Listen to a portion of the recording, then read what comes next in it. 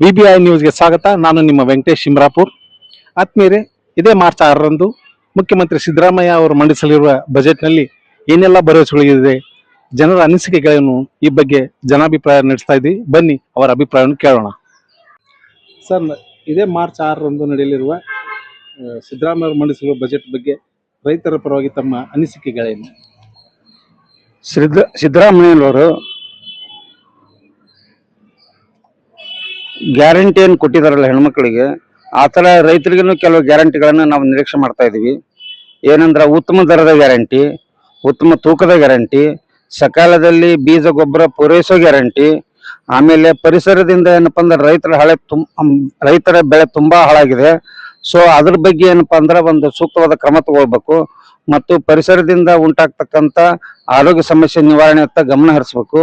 So ಮಾಲಿನ್ಯಕಾರಕ ಈ ಕಾರ್ಖಾನೆಗಳನ್ನ ಏನಪ್ಪಾ ಅಂದ್ರೆ ಸ್ಥಗಿತಗೊಳಿಸುವಂತ ಒಂದು ಜವಾಬ್ದಾರಿನ ಅವ್ರು ತಗೊಳ್ಬೇಕಂತ ಹೇಳಿ ಈ ಮೂಲಕ ನಾನು ಆಗ್ರಹ ಪಡಿಸ್ತೇನೆ. ರಾಜ್ಯದ ಮುಖ್ಯಮಂತ್ರಿಗಳು ನಾಳೆ ದಿನಾಂಕ 6/3/2026 ಬಜೆಟ್ ಮಂಡನೆ ಮಾಡಲಿದ್ದಾರೆ.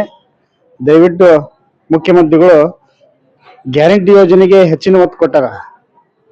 ನಾಳೆ ನಡೆಯಲಿರುವ ಈ ಬಜೆಟ್ನಲ್ಲಿ ರಾಜ್ಯದ ಅಭಿವೃದ್ಧಿ ಕಡೆ ಒತ್ತು ಕೊಡಬೇಕಂತ ನಮ್ಮ ನಿರೀಕ್ಷೆ ಇದೆ. ನಮಸ್ಕಾರ, ನಾನು ಲಕ್ಷ್ಮಣ್ ಬಾಣಿಗೆ ಅಂತೇಳಿ. ನಾಳೆ ಮುಖ್ಯಮಂತ್ರಿ ಸಿದ್ದರಾಮಯ್ಯನವರು ಬಜೆಟ್ ಮಂಡನೆ ಮಾಡಲಿದ್ದಾರೆ. ಆ ಮನೆಯಲ್ಲಿ ಸಣ್ಣ ಉದ್ಯಮಿದಾರರಿಗೆ ಅನುಕೂಲ ಆಗುವಂಗೆ ಯಾವ್ದಾರ ಒಂದು ಸ್ಕೀಮ್ ಪ್ರೋತ್ಸಾಹ ಧನ ಏನಕ್ಕೆ ಮಾಡುವಂಥದ್ದು ವ್ಯವಸ್ಥೆ ಮಾಡಬೇಕು. ಎರಡನೇದು ನಿರುದ್ಯೋಗ ಮಂದಿ ಭಾಳ ಮಂದಿ, ಎಷ್ಟೋ ಮಂದಿ ಡಿಗ್ರಿ ಮುಗಿಸಿ ಎಷ್ಟೋ ಮಂದಿ ಸಾಲಿ ಕಲ್ತು ಕುಂತಾರ, ಅವರಿಗೆ ಉದ್ಯೋಗ ಸೃಷ್ಟಿ ಮಾಡುವಂಥದ್ದು ಏನೋ ಒಂದು ಸ್ಕೀಮ್ ತರಬೇಕು. ಆಮೇಲೆ ಎಲ್ಲಾ ಜಾತಿಯವ್ರಿಗೆ ತಗೊಂಡು ಮುಂದೆ ಒಂದು ಯಾರ ಅಮೌಂಟ್ ಕೊಡೋದು ಎಲ್ಲಾ ಜಾತಿ ಕೊಡೋಂಗ್ ಮಾಡ್ಬೇಕು. ಒಂದು ಜಾತಿಲಿ ಮೀಸಲಿಡೋದು ಅಂತದ್ದು ಆ ಜಾತಿ ಮಾಡೋದು ಈ ಜಾತಿ ಮಾಡೋದು ಮಾಡಬಾರ್ದು ಅನ್ನೋದು ನನ್ನ ಅನಿಸಿಕೆ. ಮಾಧ್ಯಮದ ಮುಖಾಂತರ ತಿಳಿಸುವುದೇನೆಂದರೆ, ಮಾನ್ಯ ಮುಖ್ಯಮಂತ್ರಿ ಆದ ಸಿದ್ದರಾಮಯ್ಯ ಅವರಿಗೆ ಈ ಸರದ ಬಜೆಟಿನಲ್ಲಿ ಹೆಚ್ಚಿನ ಆದ್ಯತೆ ರೈತರಿಗೆ ಹಾಗೂ ರೈತರ ಮಹಿಳೆಗೆ ಹೆಚ್ಚಿನ ಆದ್ಯತೆಯನ್ನು ಕೊಡಬೇಕಂತ ಕೇಳ್ಕೊತೀನಿ. ಅದೇ ರೀತಿ ರೈತರು ಬೆಳೆದಂತ ಬೆಳೆಗೆ ಒಳ್ಳೆಯ ಗೊಬ್ಬರ, ಒಳ್ಳೆಯ ಬೆಲೆ ಕೊಡ್ಬೇಕಂತ ಈ ಮೂಲಕ ತಿಳಿಸ್ಕೊತೀನಿ. ಅದೇ ರೀತಿ ರೈತರ ಮಹಿಳೆಯರಿಗೆ ಹೆಚ್ಚಿನ ಆದ್ಯತೆಯನ್ನು ಕೊಡ್ಬೇಕು. ರೈತರಿಗೆ ಈಗ ಪುರುಷರಷ್ಟೇ ಅಲ್ಲದೆ ಮಹಿಳೆಯರು ಸಾಕಷ್ಟು ಮಹಿಳೆಯರು ರೈತರಾಗಿದ್ದಾರೆ. ಅವರು ಸಹಿತ ಒಳ್ಳೆ ಬೆಳೆಗಳನ್ನು ಬೆಳೀತಾ ಇದ್ದಾರೆ. ಅವ್ರಿಗೂ ಸಹಿತ ಹೆಚ್ಚಿನ ಆದ್ಯತೆಯನ್ನು ಕೊಡ್ಬೇಕು. ಮುಂದಿನ ದಿನಮಾನಗಳಲ್ಲಿ ಅವರು ತಮ್ಮ ವಯೋಮಿತಿ ಆದ ನಂತರ 60 ವರ್ಷ ಆದ ನಂತರ ಅವ್ರಿಗೂ ಸಹಿತ ಏನಾದ್ರೂ ರೈತ ಮಹಿಳೆಯರಿಗೆ ಪೆನ್ಷನ್ ಕೊಡುವಂತದ್ದಾಗಿರ್ಬೋದು, ಅಂತ ಒಂದು ಮಹಿಳೆಯರ ಮಕ್ಕಳಿಗೆ ಹೆಚ್ಚಿನ ಒಂದು ಶಿಕ್ಷಣಕ್ಕೋಸ್ಕರ ಹೆಚ್ಚಿನ ಆದ್ಯತೆಯನ್ನು ಕೊಡ್ಬೇಕಂತ ಮಾನ್ಯ ಮುಖ್ಯಮಂತ್ರಿಗಳಲ್ಲಿ ಬಜೆಟ್ ನಲ್ಲಿ ಇದನ್ನು ಹೆಚ್ಚಿನ ರೀತಿಯಲ್ಲಿ ಮಂಡಿಸಬೇಕಂತ ವಿನಂತಿ. ಸೋಮನಗೌಡ ಪಾಟೀಲ್.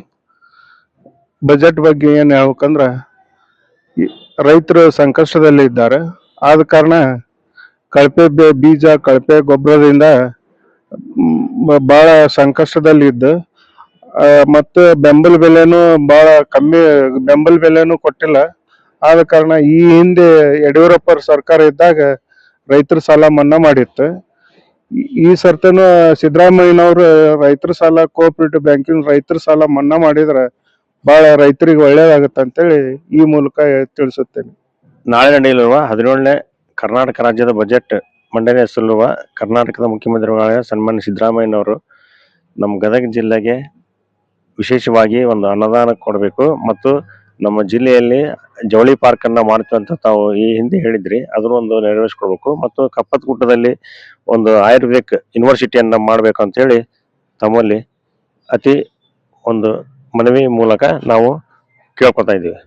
ಗದಗ ಜಿಲ್ಲೆಗೆ ಹೆಚ್ಚಿನ ಒಂದು ಅನುದಾನವನ್ನು ಕೊಟ್ಟು ಒಂದು ವಿಶೇಷ ಜಿಲ್ಲೆಯನ್ನಾಗಿ ಪರಿವರ್ತನೆ ಮಾಡ್ಬೇಕಂತೇಳಿ ತಮ್ಮಲ್ಲಿ ಗದಗ ಜಿಲ್ಲೆಯ ನಾಗರಿಕರ ಪರವಾಗಿ ನಾನು ತಮ್ಮಲ್ಲಿ ಕೇಳ್ಕೊಳ್ತೇನೆ.